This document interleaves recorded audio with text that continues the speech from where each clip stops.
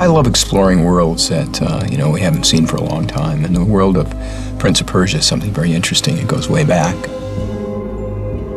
What I loved was that it went right the way back to before stories were history. It went to a point where they were myth. Go with the patrols off to your left. There's one turning and coming back now. Really, it was about the story and the possibilities for the story.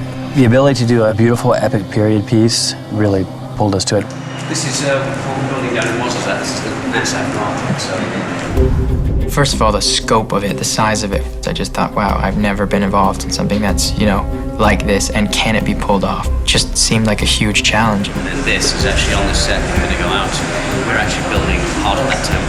We are, taking off from what's given to us by the game, and the game creator worked with us for a long time on developing the screenplay, so we're being true to his vision of the game. Of course, one of my concerns about doing a Prince of Persia movie was that it'd be a good movie.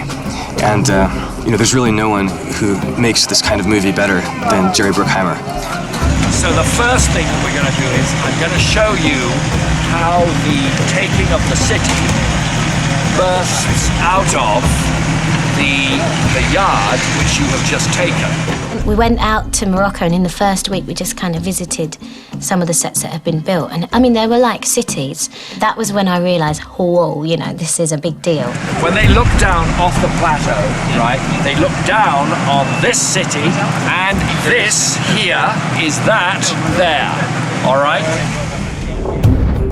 Everywhere our eyes looked, we saw the most exquisitely carved walls, drapes, ramparts, and in Morocco, the nature itself, the camels, the thousands of horse riders, the horses, the dust. It's really uplifting, and it honors our craft to such a degree. The film takes place in a very distant, far-off land in Morocco, so it has so much beautiful scenery, from mountains to valleys to desert.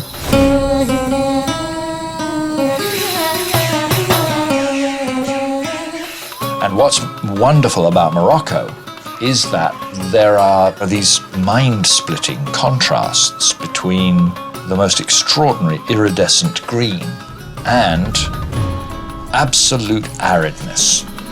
It's a really beautiful country. We'd have our days off, and we'd just drive out into the desert, just drive and drive and drive and drive.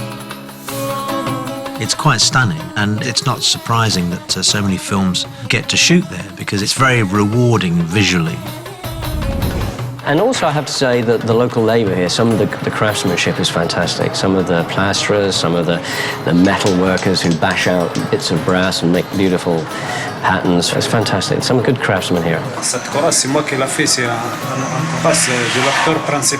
The first day I got here, one of the first things I did is I went out to the warehouse where they're putting together all the props and all the production design. And it's filled floor to ceiling with lamps to swords to all sorts of elaborate weaponry. All of it was made there on the spot, by hand, by local artisans. We spent a lot of time on the design of the dagger. It was very important. It's the thing that releases the sands of time. And it had to have the exact qualities for that period and yet be unique and special. So I think we did about 30 different daggers before we settled on the one that we ended up using in the film. Beautiful job.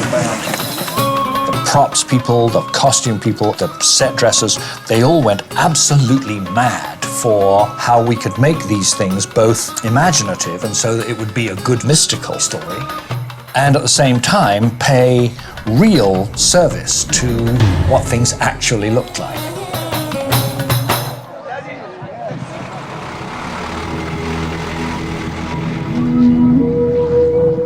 I think the most challenging thing about Prince of Persia has just been the locations we've shot, moving people around, hotels, transportation, logistics, also facing wild animals, vipers, and a few other scorpions, a few other things along the way.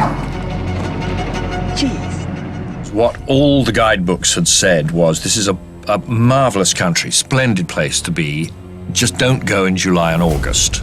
And so, of course, there were impossible to break reasons for us to shoot in July and August. So it was very, very hot. 108. It was over 100 degrees just about every day. And, our actors were wearing these heavy costumes, and it was really difficult. We had to keep hydrating them so they wouldn't get sunstroke.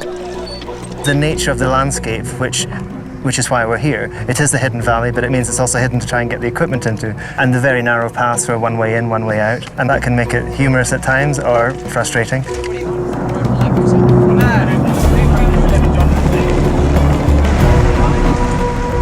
Sometimes in really stark desert, no greenery at all, and the rain would come. It's gonna rain. Everybody said, oh, it's never happened like this before. Oh, my grandfather remembers in 1871. It was tough. I mean, this is the hardest work I've ever done. And rightly so, we're making an action film that has to look absolutely genuine. I'd never seen so many extras. I mean, it's extraordinary, you know, galloping down the hill with a real army behind me and not 5 guys that they're going to replicate in CGI. And the noise of an army, that's pretty impressive. Just to see all of the extras, we had African looking, like kind of tribal, and then we had Chinese, and it was amazing, the costumes and everything.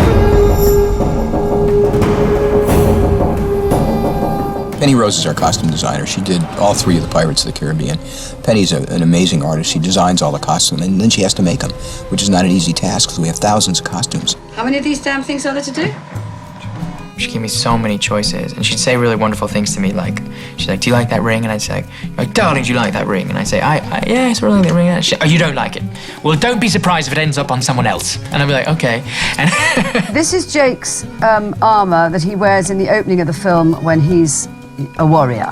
Real leather, painstakingly made with all the ingredients and accessories. It was made in Morocco by the wonderful craftsman there, and this one is the plastic replica. And this coat is like, you know, made up of 1,000 different pieces of material. And when it was new, it looked gorgeous. Then she took a cheese grater to it in the most vicious way. And what you see is the result of years and years of wear.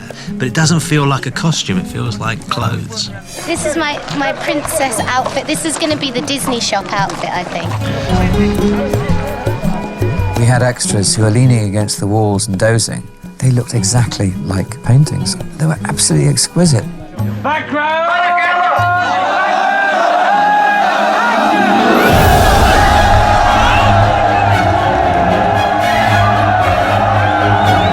I never thought ostriches would ever end up in one of my films, but it's a hysterical sequence.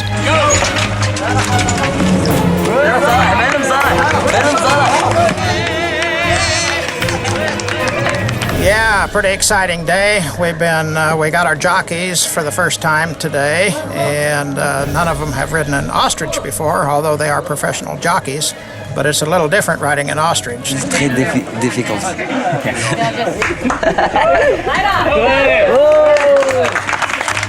I quickly realized that there are going to be crashes on every single race because they're very, very difficult to ride. In ostrich, you only have one balance point. You can't go forward, you can't lean back, and you don't have any side to side. As soon as you get to the side, then the ostrich veers and falls. Yeah, we had 3 or 4 tumbles. Nobody seriously hurt, thank goodness. My number is 5. Number 5 is good. It's good, Chavai. Thanks. Thank you so much. Thank you so much. I think some of my favorite memories from Morocco is just the people. It's this eclectic mix of old world and cosmopolitan, and their people are gracious and generous and nice and accommodating. It's such a great culture. Hello, how are you? I'm fine, thank you, and you? Yeah. The Moroccan people are the sweetest, kindest people and the hardest workers.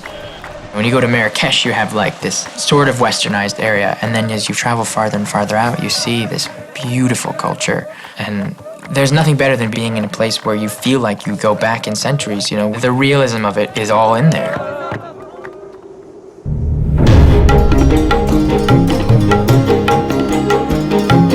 We did a lot of our filming in England and at the Pinewood Studios, which has the largest stage in Europe called the 007 stage, where they did a lot of the Bond films.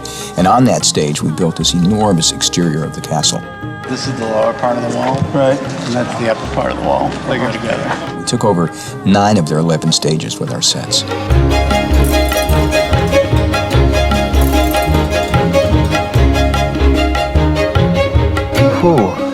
We've got 9 stages and we've turned them all over 2 or 3 times, so it's 35, 40 sets probably. So yeah, I would say this is You know, it's the largest in scale and scope. I didn't want to make it a fantasy. I wanted to make it seem as it must have seemed to people in the 4th and 5th and 6th century, which is when this is set. And what I then wanted to do was to have a big contrast between the world of the prince and the world of the princess. The Persian stuff was obviously based on Persian period architecture around the sort of turn of the century. And with regards to obviously the Alamut, you know, it's based a lot on sort of Hindi-style architecture, so in its materials and motifs. Why would Dastan come to Avarat, where he knows it's dangerous? I was wondering the same thing. We have Nassaf, which is the Persian royal city, and that, in terms of colours, I wanted to use black reds, a sort of warring nation, a defensive nation, and then there's Alamut, which is, you know, alabaster creams, sparkling blues, flaking gold leaf, flaking limes, in terms of wall finishes.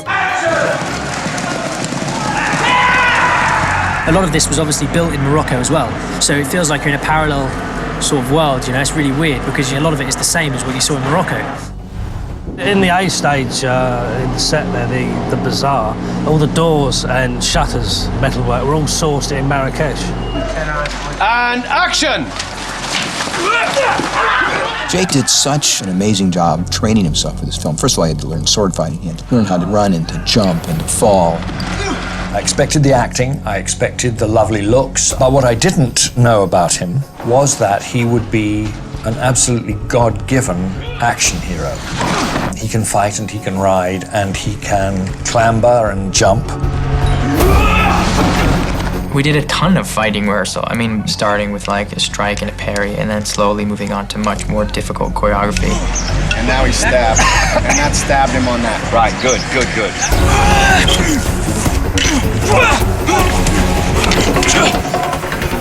Bring your It's hand easier over. for me to come at top because then I can really bring you over. Okay. As far as a fight coordinator is concerned, he takes direction, but he also wants to put the flavor of his character in, which is just very commendable. Action!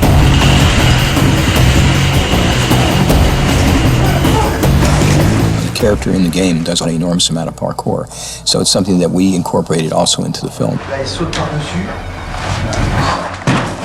David Bell is great. I mean, first of all, he's the founder of it all, so it was interesting to listen to him. And he came up with 4 or 5 not-so-little bits that really added to the film. En fait, j'interviens dans le film de Prince of Persia en tant que chorégraphe pour définir un peu toutes les scènes d'action, amener un côté authentique. On voit le personnage faire des vrilles, des mouvements, des acrobaties, et je suis un peu là pour donner un sens et justifier cette action pour que ça soit bien inclus dans l'histoire. When Dastan jumps off of things and flies off of things, any extremely talented gymnast could probably pull those things off. And in fact, when we do them on set, they're the real thing. And that has a nice feeling of reality, and I think an audience will really pick up on that. Dans le cinéma, on essaie de trouver ce qui va être le plus joli, le plus impressionnant, et des fois, c'est pas forcément logique ou crédible. Le parcours se pratique dans des configurations réelles.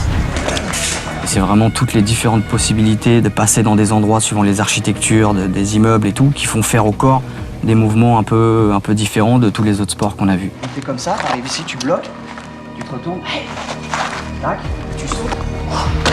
It's so exciting to watch. I mean, these people are jumping and bouncing off walls and off ceilings, and they do it all, you know, through their physical force.